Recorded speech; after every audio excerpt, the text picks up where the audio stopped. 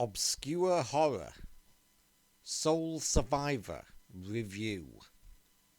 Final Destination meets It Follows, sort of, when a young woman who is the only survivor of a devastating plane crash begins to suspect that death is going to come for her anyway.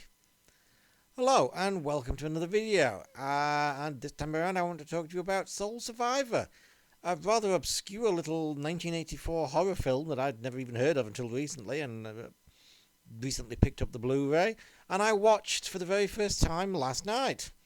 Now, regular viewers of my channel will know that I've done a couple of, in the last 4 or so months, I've done a couple of pickup vids on various Blu-rays and stuff like that, many of which were horror related, and I tend to go for older movies because I don't much like modern ones.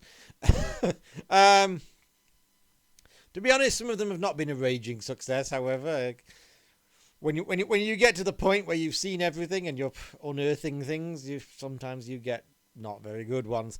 I didn't think much to I Madman or Slugs, to be honest. And up until last night, the one I'd enjoyed most that I'd never seen before and picked up was Howling 2, which everybody else hates and I thought was great fun.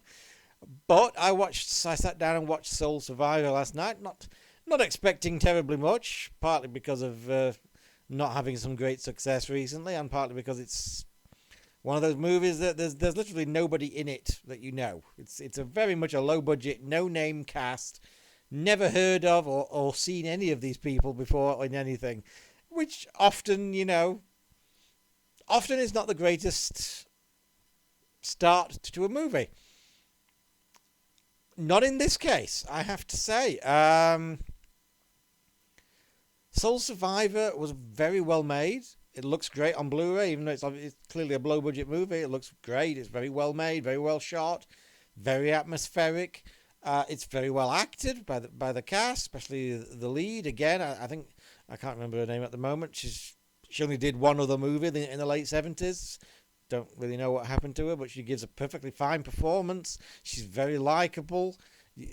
Again, this is the thing with this movie. The characters are very likable, and you're drawn into the story. What's really striking about it, as I alluded to in the opening, is that there's very much a Final Destination vibe to this, in the sense that,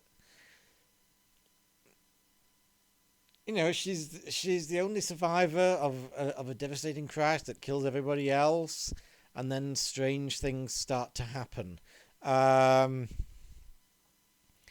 It Follows vibe I got from it it's lesser than the Final Destination, but though there's still a trace of that. She keeps seeing these strange people that just keep standing in the street or in the park, just kind of staring at her and following her, and it gets very unsettling before the reveal as to exactly who they are and what's really going on. There's even the Final Destination trace in there, in the sense of a premonition. Only in this case, it's not actually the lead that the premonition happens to. She's like this producer of TV commercials, and it's this sort of aging has-been actress that's having these premonitions about her. So that's a very strong correlation to later movies. Soul Survivors. I don't think I've ever seen this movie before. I'm pretty certain I've never seen it before. But the atmosphere and the kind of the slow burn build to growing kind of dread, I don't know, maybe this is just my generation, or maybe even it's just me, but it just reminds you of those kind of like those movies that you kind of saw or half saw as a kid because your parents were watching it, and which kind of creeped you out even though you didn't necessarily understand what was going on. It kind of gives me that vibe, even though, again, I'm fairly certain I've never actually seen this before at all, but it's got the atmosphere of one of those movies. It's very much, it's like a 1984 movie, though I think it was made in 83, but it very much feels like a very, very early 80s, maybe even kind of 70s kind of vibe to it. Albeit the look of the film is very classic 80s look, which I very much appreciate and enjoy. So yeah, I'd have to say I really, really enjoyed Soul Survivor. It's comes in at like not even 90 minutes. It's like 85 minutes. I think it was like 83 minutes when the credits started to roll. So it's very much like a short story on film, and it's very effective. Again, despite no doubt what were limitations, probably a low budget. What effects there are very good. It's not an effects driven movie. It's a mood and atmosphere, story and character driven movie.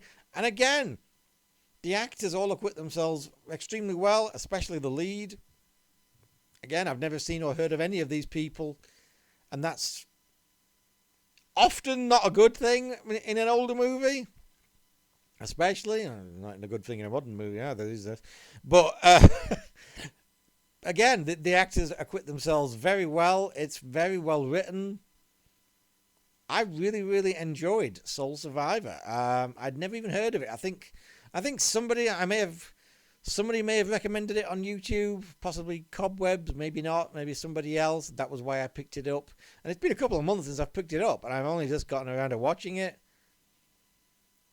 Not expecting necessarily very much, and I thoroughly, thoroughly enjoyed it. I heartily recommend Soul Survivor.